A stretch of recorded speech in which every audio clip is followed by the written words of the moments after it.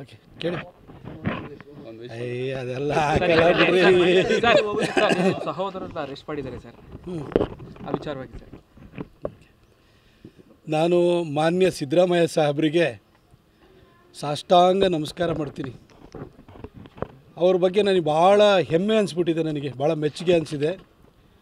ಅವ್ರನ್ನ ಶ್ಲಾಘನೆ ಮಾಡಬೇಕು ಅಂತ ಅನಿಸ್ತಾ ಇದೆ ಎರಡು ಕಾರಣಕ್ಕೋಸ್ಕರವಾಗಿ.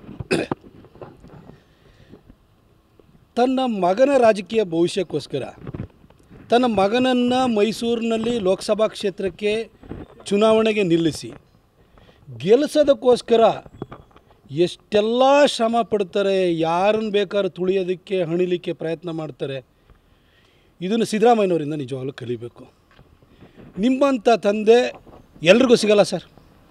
ನೀವೊಂದು ಬ್ರಿಲಿಯಂಟ್ ಫಾದರ್ ಸರ್. ನೀವು ನಿಜವಾಗ್ಲೂ ನಿಮ್ಮನ್ನು ಮೆಚ್ಚಿದ್ದೀನಿ. ನಿಮಗೆ ಸಾಷ್ಟಾಂಗ ನಮಸ್ಕಾರಗಳು. ನಿಮ್ಮಂಥ ತಂದೆ ಎಲ್ಲ ಮಕ್ಕಳಿಗೂ ಸಿಗಲ್ಲ ಸರ್. ಮಗನ ಭವಿಷ್ಯಕ್ಕೋಸ್ಕರ ಮಗನನ್ನು ಲೋಕಸಭಾ ಚುನಾವಣೆಯಲ್ಲಿ ನಿಲ್ಲಿಸಿ ಗೆಲ್ಸೋದಕ್ಕೋಸ್ಕರ ಅದಕ್ಕೆ ಪ್ರತಾಪ್ ಸಿಂಹ ಅಡ್ಡಿಯಾಗಿದ್ದಾನೆ, ಅವ್ನ ಕುಟುಂಬನೇ ಮುಗಿಸೋಣ ಅಂತ ಹೇಳ್ಬಿಟ್ಟು ಇಷ್ಟು ಹೋರಾಟ ಮಾಡ್ತಿರಲ್ಲ ಸರ್ ಮಗನ ಭವಿಷ್ಯಕ್ಕೋಸ್ಕರ. ಇಂಥ ತಂದೆ ಎಲ್ಲರಿಗೂ ಸಿಗಲ್ಲ ಸರ್.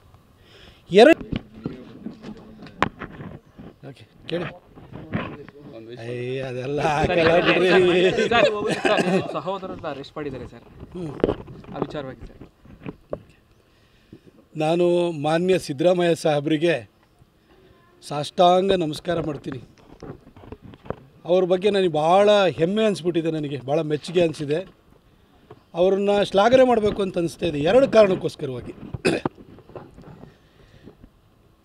ತನ್ನ ಮಗನ ರಾಜಕೀಯ ಭವಿಷ್ಯಕ್ಕೋಸ್ಕರ ತನ್ನ ಮಗನನ್ನು ಮೈಸೂರಿನಲ್ಲಿ ಲೋಕಸಭಾ ಕ್ಷೇತ್ರಕ್ಕೆ ಚುನಾವಣೆಗೆ ನಿಲ್ಲಿಸಿ ಗೆಲ್ಲಿಸೋದಕ್ಕೋಸ್ಕರ ಎಷ್ಟೆಲ್ಲ ಶ್ರಮ ಪಡ್ತಾರೆ, ಯಾರನ್ನು ಬೇಕಾದ್ರೂ ತುಳಿಯೋದಕ್ಕೆ ಹಣಿಲಿಕ್ಕೆ ಪ್ರಯತ್ನ ಮಾಡ್ತಾರೆ.